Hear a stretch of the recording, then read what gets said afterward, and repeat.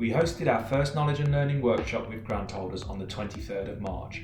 It was on recognising, valuing and engaging with informal volunteering. We were really impressed with the stories and the ideas our grant holders shared with us. So here is a selection of grant holders talking about their experiences of informal volunteering and what they learned from our workshop. So our experiences over the last sort of the pandemic, really, it's been quite mixed. We've noticed that there has been a more cautious approach from volunteers, obviously because of COVID, which is, it's understandable. They tend to be looking for more remote volunteer roles, which is unusual for our centre and what we would do. So such as befriending on the phone or internet-based support, or assisting with like general errands, that sort of stuff, or wanting to donate items that would help support people that are homeless during the pandemic. So we've definitely seen an uptick, which is a slight conflict to our normal way of work in terms of the client group that we're working on. So yeah, mixed would be the general consensus. We set up a food parcel immediately, knowing the kind of immediate need, people losing their jobs like left, right and centre, the high unemployment rate that they already existed. So again, with the lockdown, it was immensely challenging, the difficulties and the strains that we faced. But it was about how do we practically make this possible? Kind of adhering to the guidelines also in terms of social distancing and so forth. But we were just so overwhelmed by the local community just coming forward, Nick, and saying, what is there that we can do? Please identify roles where we can be involved. So I think that immediate natural kind of humanitarian aspect kicked in, people coming from different walks of life, different kind of backgrounds. And again, many of them new, many of them partly settled here in the communities to say, we would like to do something because this is our communities. How can we do this together? And I think it was that togetherness that bonded everyone. And then I think following from that, we kind of defined roles. There was a struggle, for example, although we were frontline staff, I think the limitation in human resources from a staffing point of view and operational point of view was hugely kind of apparent. And that was it. It just clicked in where the volunteer said, well, I'm a driver, I have a DBS. Where do you feel I can kind of help out? We set up and supported a community fridge instantaneously for particular kind of patches of communities who couldn't come forward. We had people from neighbouring communities coming to us, recognising the work of the trust. Because I think the trust factor is very, very important, to be known within the community that you're located within. What is striking is where there's been such loss, where there's been bereavement, that families have unfortunately affected. The befriending role has kind of quite naturally superseded that. The demand for befriending, just the one-to-one, loneliness, isolation has kicked in, and people just probably even just wanting a phone call on the other end to say, and how are you today? Things are fine. Do you need anything? Can I do your local shopping? Just people knocking on the door for the neighbours, looking out for each other and so forth. But what we did, just to conclude that question, Nick, is we also recognised that people giving so much energy and time also need to be equally rewarded for that. And I think that's where we came up with the idea that we must create incentives for volunteers also. So it's where you again tap into existing kind of skill areas that they have, upskilling people, paying for training courses. We've just literally finished a level 3 teaching award for 15 of our volunteers, and they're qualified teachers now. So it's examples as such where you feel it's very, very important to value volunteering at that level. So we, due to the nature of our projects, if people are with us for more than 2 or 3 sessions, then we do ask them to do paperwork and become what we would class as a formal volunteer and be in our database and our monitoring and that sort of thing. But because sometimes people just want to come to an event or they just want to come and give it a go, we still want to capture that they've attended. So we'll just sort of say, oh, informal volunteers, you know, just like the number of people, maybe the name, but basically remove the barrier of like paperwork and bureaucracy to people accessing that opportunity, and maybe not even calling it volunteering, you know, calling it different things, you know, just come along to this event or taster or whatever.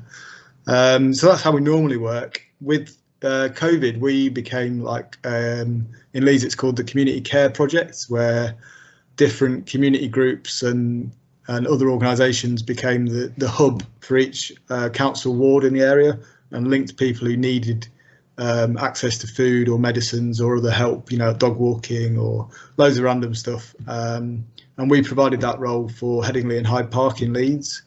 So we got given a huge amount of volunteers through that. I think the database we were given was over 300 people. And that for us was a different sort of volunteering. They did fill in some paperwork, but that was through the central database. So for us, it was a lot more informal, because normally we do an induction and we get to know people.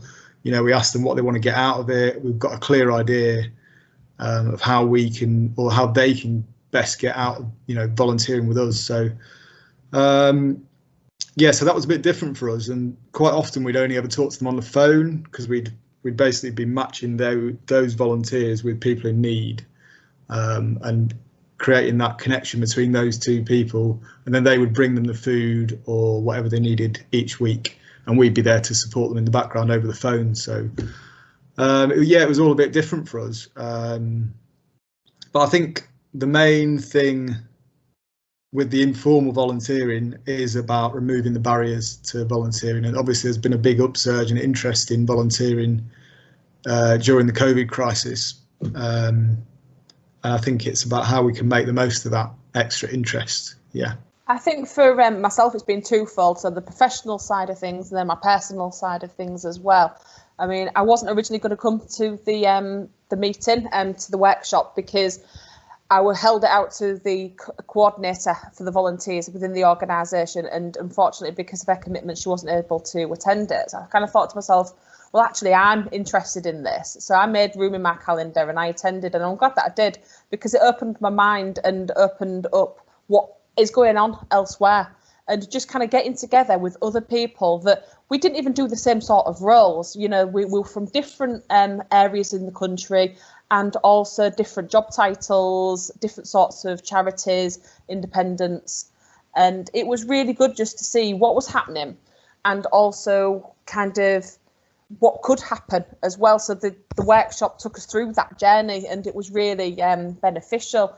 I mean, for myself, professionally, the volunteering is more structured, just due to the kind of what's asked of us from the volunteers as well. A lot of people want to do one-to-one work, and because we work within supported accommodations and there's workshops that are structured, we have to have some guarantees in there with our kind of DBS checks and the safety on everybody's side of things.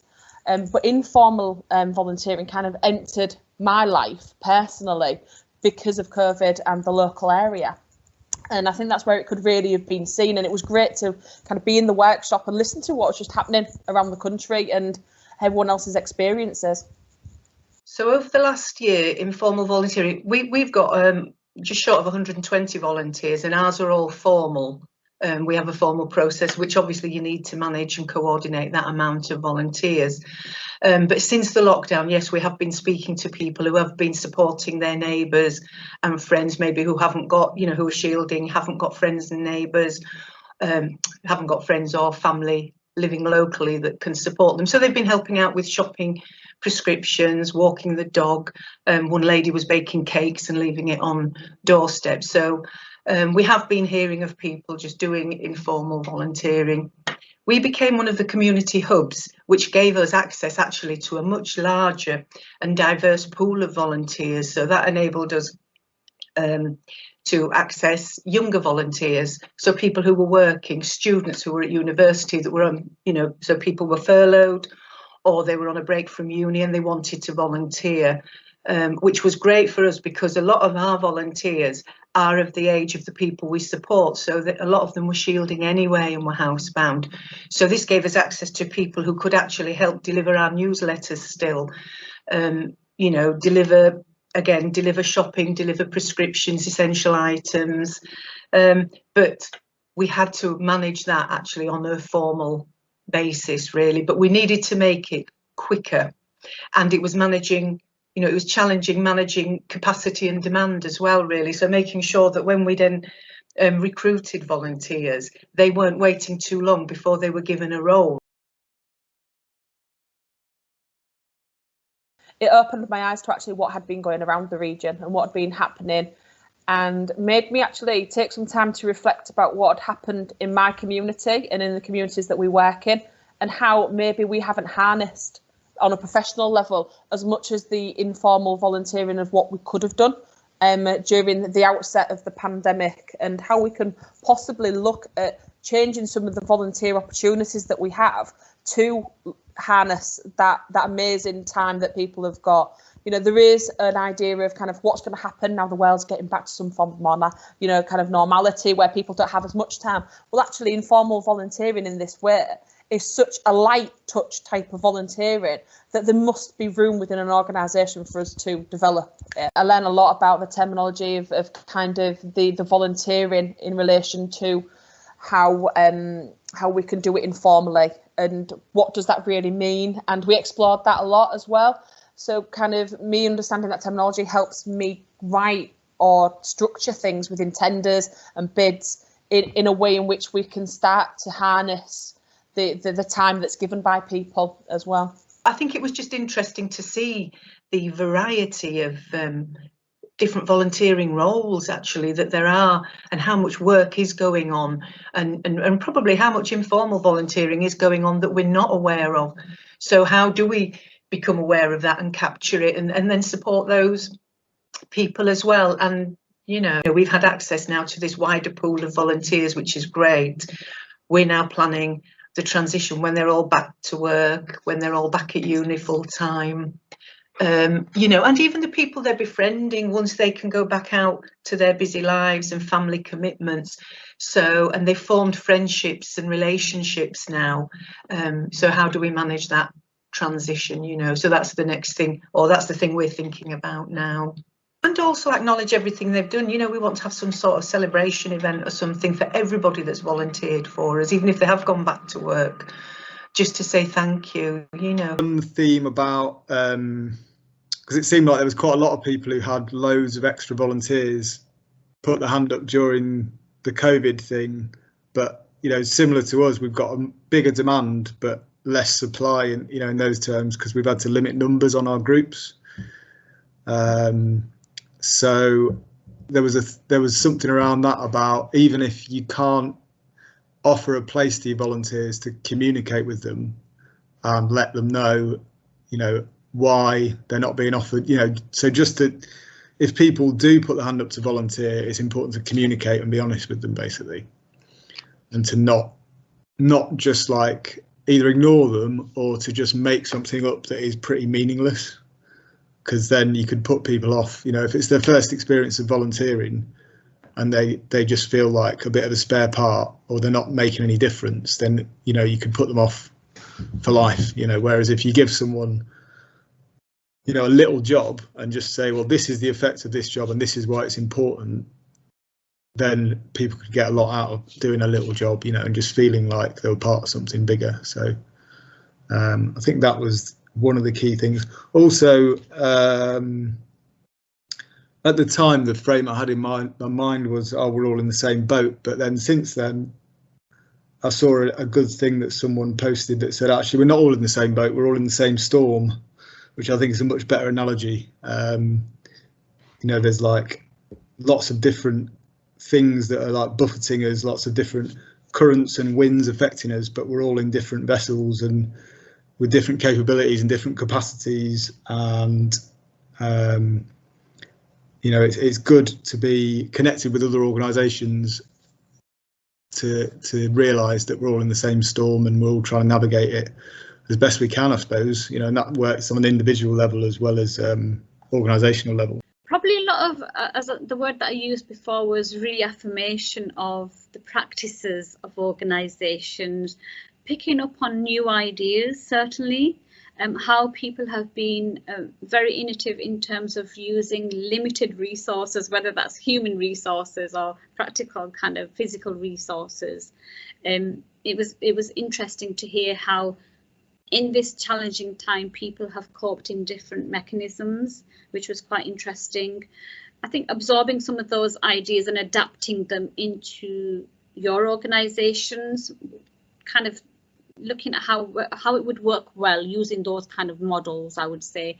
So that sharing of best practice kind of feeding into organisations. I think another kind of what I would say was, and I think I've mentioned it before, which is really striking was and that's because probably it's my own personal kind of passion around volunteering as well, is that it's just kind of elevating the status of volunteers, huge recognition of the work that they do, probably more of it, I think, was an insight for me. And in particular is how do we drive that forward? In what area do we feel that we can create those discussions from a strategic point of view? You know, who will be the other listening kind of person or partner or funding organisation that will help enable, pick out kind of future forward planning ideas. I think it was just good to kind of be able to share the work that the trust does, Nick, you know, just a step back and to be able to share those ideas. And I think people really acknowledged that. And I think that in itself, just having that appreciation in itself gives you that kind of motivation to say, oh, there's such good work, and then listening to the kind of similar work that's out there. I think that's kind of realization to say, oh goodness, when you have those kind of odd down days, you know, where you've got such limitation resources and then listening to somebody else kind of sharing how they coped with it, you know, were good ideas. So we will incorporate those. Was getting new perspectives and ideas, but also having that sense that what we're experiencing here in little old Shiloh as a homeless charity is not too dissimilar to what someone in different regions and different sectors experience. Quite refreshing. I like that. I think it's the ideas that are coming out. So it's from that session, it was more geared towards recognising that there's this new demographic of volunteers, and we certainly at Shiloh want to capitalise on that. We've kind of avoided that ad hoc volunteering before. So yeah, it's provoking conversations across our small teams and our volunteer pool now and how we can expand.